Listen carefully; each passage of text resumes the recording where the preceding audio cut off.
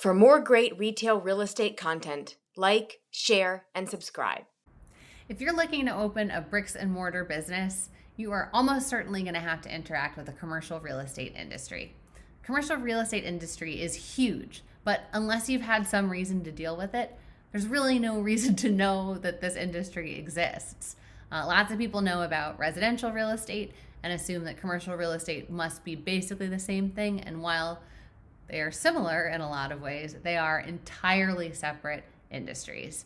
Now, you may have felt, if you have started in this process, that you're expected to know everything about commercial real estate, or that you got to Google it all on your own time and try to figure it out, or like you missed a lesson in high school about what commercial real estate is that everybody else has had. And so I just want to say at the outset, it is normal to never have heard of commercial real estate. There are days where I wish that I'd never heard of commercial real estate, but you're in the right place. So we're going to give you the basics on what the industry is and how it works, not because you want to become a commercial real estate professional, but because you have been forced to interact with this industry to get your retail space. So, as I mentioned, commercial real estate is completely separate from residential real estate, which I just mentioned because everybody touches residential real estate at some point in some way, whether you're buying a home, renting an apartment, watching House Hunters, what have you. We all understand conceptually that residential real estate is buying a place to live for the activity of living or renting.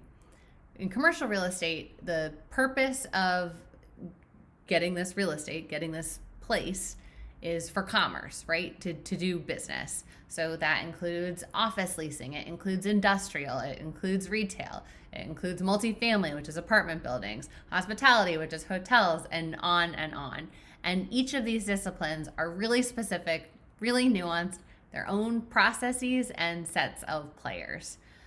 So here at Petal, we live in retail real estate world, and because of that, we're maybe a little bit biased, but it is a really complicated discipline because the real estate, the physical location itself is so important to the retailer, and also because you're doing crazy stuff in the real estate, in your retail space, whether that's just having events and selling things or something crazy and experiential. You're gonna get messy, you're gonna get loud, and so because of the way that you're using the space, it just makes these deals complicated.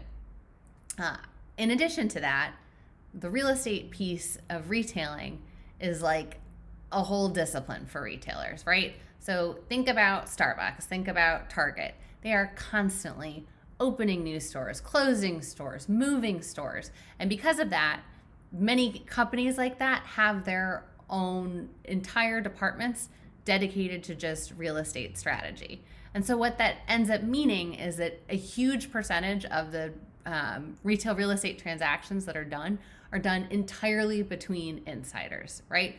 Experienced retail landlord, experienced retail tenant, two experienced brokers in the middle.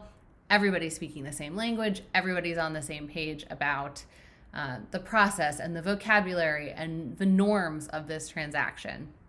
And so if you have dipped a toe in the water of retail real estate, maybe you've called a for lease sign, maybe you've had a conversation with a broker and felt like you were totally behind the eight ball, or they were speaking a different language than you, or they were frustrated that you didn't know things that they considered to be basic. It's not because they're impatient. It is because lots of these transactions are done entirely between insiders. And so that is why we exist here at Petal. We are dedicated to equipping independent and first-time retailers with the benefit of all that information that these insiders have.